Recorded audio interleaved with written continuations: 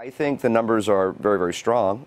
We had anticipated non-GAAP profitability, so on an adjusted basis they'd be profitable, but they were quite profitable on a GAAP basis. The Model 3 is ramping, and the incremental margins and cash contribution from the Model 3 is significantly better than even what I think a lot of the bulls were anticipating. And I don't see that turning negative in the fourth quarter. I think they're going to continue to build on this momentum.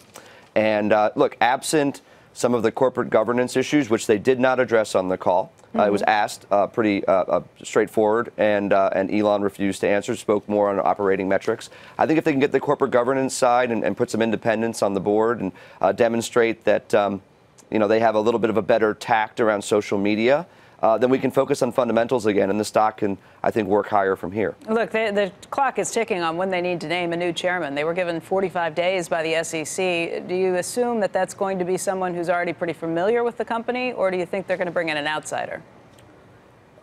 Well, it's hard to say at this point. I mean, it would be a guess. I think I see merits for both.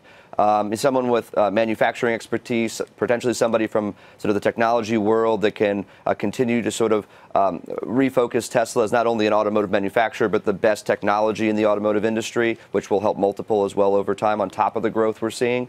But at this point, it's really hard to say is that which a wish individual. List, though? I mean, Jamie, would you wish for it to be somebody who had either auto manufacturing or technology industry? What happens if they take someone from the existing board of directors and name them chairman? Is that okay for you? I think the importance, or the most important thing here, is that they sort of display their independence, right? That's been the issue. Elon's been the chairman and CEO. So is a current board member someone who would be independent enough for you? It depends on the board member. Really? So not his brother, but maybe one of the other ones you'd be okay with? I think there's been some speculation. Maybe James Murdoch has been speculated. Correct. I think that would be. I think that could be, a step toward the independence that we're suggesting. But personally, I think we'd like to see somebody perhaps from the outside, maybe a fresh face. And don't forget, there's also 2 other board seats they'd have to fill as well. So there's a big opportunity here to really bolster the ranks and again, kind of get control of the corporate governance issues that have been plaguing them, at least for the last few months, but certainly for the past few years. Very quickly, you believe that this company does not have to raise capital anytime soon? I think after what we saw in the third quarter, I had been a believer that they would likely raise capital. We're taking the probability of that down lower, a little bit lower today based on the results and the incremental flow through of the Model 3. Let's get to Ford. Phil brought up the right question. Sure. This question's about the restructuring. This is some short-term relief. Is there long-term relief from this when you don't have details on that restructuring?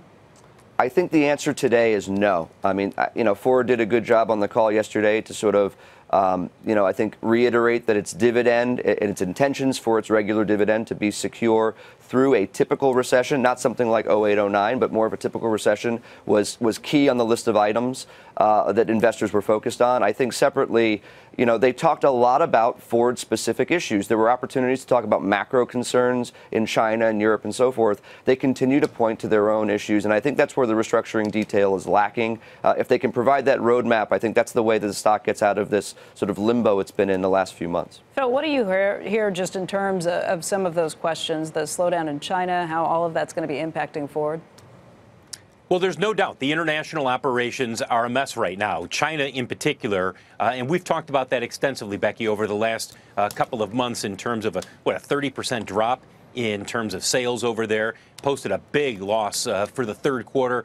It's going to take some time for China to turn around. Remember, that's a market that has some separate, independent issues in China relative to demand slowing down because incentives from the government have been taken away for a number of vehicles. So that's separate. But Ford needs to show that, A, it can turn around China, it can turn around its other international operations as well. And at some point, and they alluded to this, that we will give you more details about the restructuring and where we are going at the appropriate time. So there is an element here of Jim Hackett and the other executives saying, trust us, we know what we're doing.